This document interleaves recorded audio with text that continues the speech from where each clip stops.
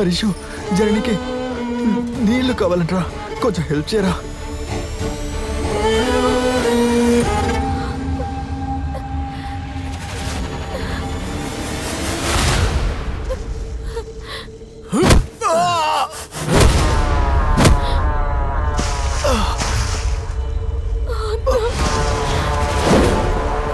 హరీషు ఎందుకురా కొడుతున్నావు?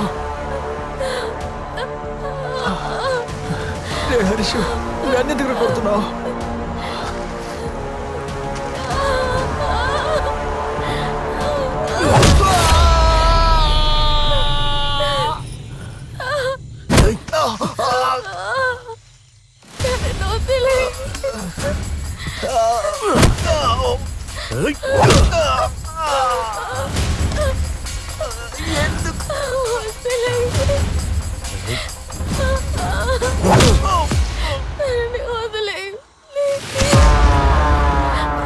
నేను పెళ్లి చేసుకోవాల్సిన అమ్మాయిని నువ్వు పెళ్లి చేసుకుని సంతోషంగా తిరుగుతుంటే ఎలారా చూస్తూ ఉంటాను?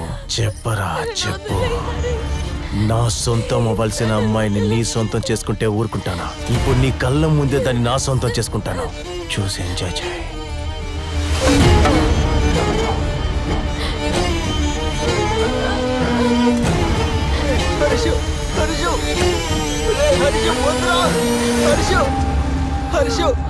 హరీషు వద్దురా. హరీషు నేను వేసుకుంటున్నారా, నీ కాళ్ళు పట్టుకుంటాను. జర్నీ నేను చేయకురా. హరీషు వద్దురా. హరీషు హరీషు ప్లీజ్ వద్దురా. హరీషు నేను చెప్పేది వినరా. వద్దురా. హరీషు వద్దురా.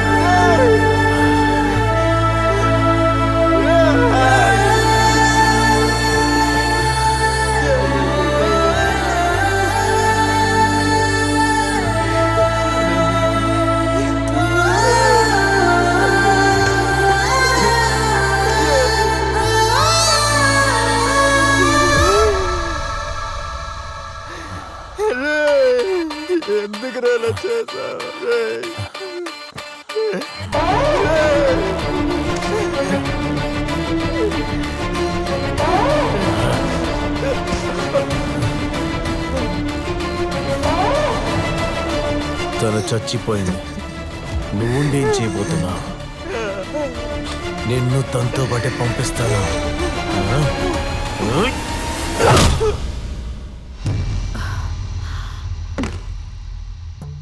యువర్ ఆనర్, మన డిపార్ట్మెంట్ ని మొత్తంగా తిరగనించి ఈ కేసుని మొత్తం అటువైపు తిప్పిన ఆ రాక్షసుడి గురించి నేను మీకు చెప్పే తీరాలి. ఆ రోజు రాత్రి నేను వాళ్ళిద్దరిని ఫాలో చేసుకుని వెళ్ళాను. మా అన్న ఫోన్ చేసి తిరిగి రమ్మని చెప్పిన తర్వాత నేను తిరిగి వచ్చేసాను. ఆ తర్వాత నాకు ఏం తెలియదని వాడు మా దగ్గర అబద్ధాలు ఆడాడు. కానీ అక్కడ జరిగింది వేరు యువర్ ఆనర్. అక్కడి నుంచి తిరిగి వస్తున్నప్పుడు వాడి బండిలో పెట్రోల్ గాలి అయింది, తీసుకురమ్మని అతనితో చెప్పాడు. వాడి ఫ్రెండ్ అక్కడికి వచ్చాడు. రే మావా, పెట్రోల్ ఖాళీ అయిపోయిందని నన్ను కొంతేమని చెప్పావు. ఇప్పుడేంటంటే నువ్వు బండ్లో వస్తున్నావు. అసర్లే కానీ మా అన్నయ్య ఫోన్ చేస్తే ఒక్క నిమిషం ఉండు. మా అన్నయ్య ఫోన్ చేస్తున్నాడు. ఆయన అడిగితే నీతోనే ఉన్నాను, మీ ఇంట్లోనే ఉన్నాను చెప్పు, సరేనా? సరే. వచ్చావా లేదా? వచ్చానా? నా దగ్గర అబద్ధాలు చెప్పుకో. నేనెందుకని అబద్ధాలు చెప్తాను? పక్కనే మధు ఉన్నాడు, కాంటే వాడికి ఇస్తాను, అడుగు. ఎవరా? ఇవ్వు, వాడికివ్వు. ఇదిగోరా, నువ్వే చెప్పు. అన్నా, మా ఇంట్లోనే ఉన్నాడే మధు. తెల్లారే వరకు వాడిని మీ ఇంట్లోనే ఉంచుకో, బయటికి వెళ్ళనవుకో. సరే అన్నా, ఓకే అన్నా. ఫోన్ నీ దగ్గర ఉంచు. ఎవరు ఫోన్ చేసినా సరే మీ ఇంట్లో నిద్రపోతున్నానని చెప్పు. నాకు వస్తే పనుంది, ముగించుకుని త్వరగా వచ్చేస్తాను. అది కాదు మామ, చెప్పింది చేయరా, అర్థమైందా? వస్తాను. ఇదంతా ఎక్కడికి రా తీసుకెళ్తున్నాం? సరే అది నీ దగ్గరే ఉంచుకో. అయిపోయిందా? వెళ్ళొచ్చి తర్వాత చెప్తాను అంతా. అది కాదు మావా. చెప్తాలేరా వచ్చి. రే మళ్ళీ ఆ బస్ని ఫాలో చేశాడు. పాపం వాళ్ళ టైం బాలేదనుకుంటా. బస్సు వెళ్లే దారిలోనే రిపేర్ అయ్యి ఆగిపోయింది. వీడు బస్ డ్రైవర్ని విచారించాడు. వాళ్ళు వెళ్ళిన దారిని తెలుసుకుని మళ్ళీ వాళ్ళని ఫాలో చేశాడు. తర్వాత జరిగిందేంటో మీరే చూశారు కదా యువర్ ఆనర్. ఇలాంటి రాక్షసుడికి గట్టిగా శిక్ష ఇవ్వాలని ఈ కోర్టుని కోరుకుంటున్నా యువర్ ఆనర్. వాడు ఇక్కడే మనకి మధ్యలో.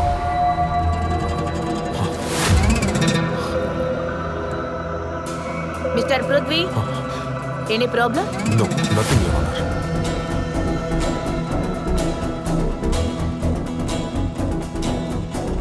మనకు దొరికిన సాక్ష్యాధారాలని సూక్ష్మంగా పరీక్షించినప్పుడు ఈ ముద్దాయిని 15 రోజుల పాటు పోలీసుల కస్టడీకి అప్పగిస్తున్నాను. అలాగే అశోక్ గారు బాధ్యత గల పదవిలో ఉంటూ తన భార్యని హత్య చేసి ఎవరికీ తెలియకుండా దాచడానికి ప్రయత్నం చేయడమే కాకుండా జననిని చందుని హత్య చేయడానికి ప్రయత్నించినందుకు ఆయన్ని ఇంకా క్షుణ్ణంగా దర్యాప్తు చేయాలని ఈ కోర్టు ఆదేశించింది.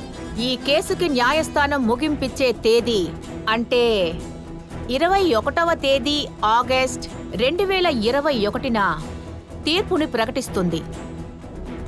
And now the court is adjourned.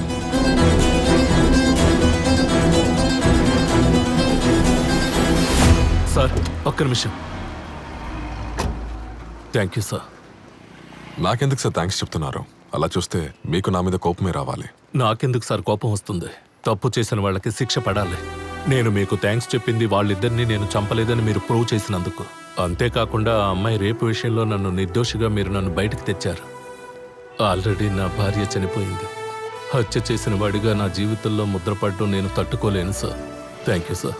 Sir, మీ జీవితం మొత్తం డిపార్ట్మెంట్లో ఒక మంచి పేరు తీయాలని మీరు చాలా కష్టపడ్డారు. మనల్ని నమ్ముకుంటూ వచ్చిన భార్యకి టైం ఇవ్వాల్సిందే ప్రతి ఒక్క మొగుడికి బాధ్యత సార్. నేను వెళ్తాను సార్.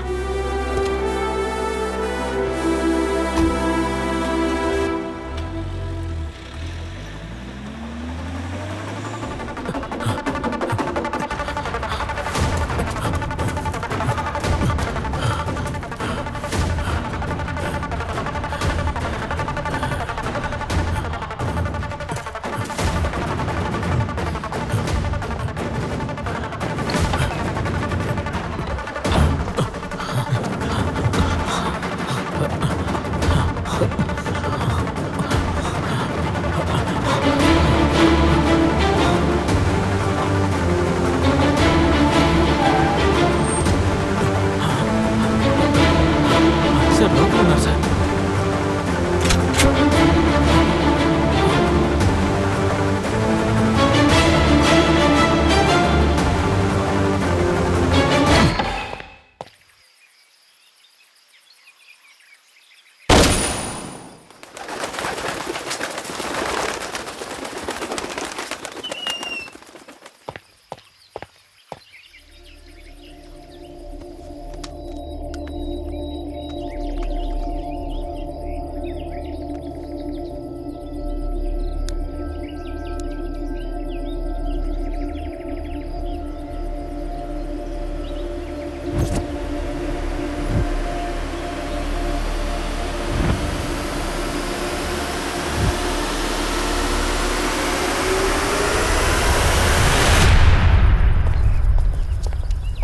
సార్ ఒక మాట అడగనా?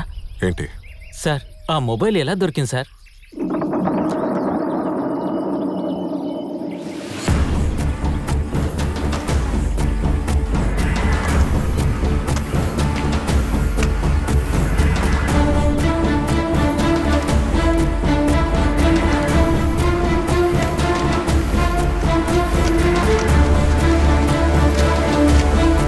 సార్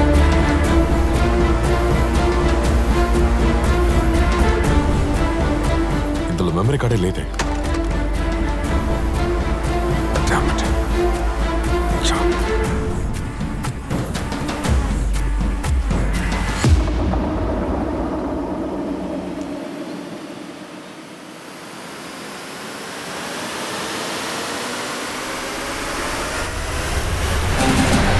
అన్నట్టు సార్ మనం వాడిని కోర్టులో సబ్మిట్ చేయాలి కదా, మీరేమో వాడిని ఎన్కౌంటర్ చేశారేంటి?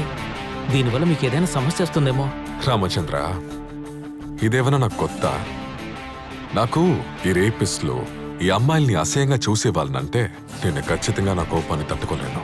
అందుకే నేనే శిక్షణ ఇచ్చాను. దీని తర్వాత డిపార్ట్మెంట్ కోర్టు నాకు ఏం శిక్ష ఇస్తుందో దానికి నేను సిద్ధమే. చట్టానికి ముందు ఎవడు పెద్దోడు కాదు. సార్ ఒక్క విషయం చెప్పమంటారా? చెప్పు. నిజంగానే మీరు సూపర్ సార్.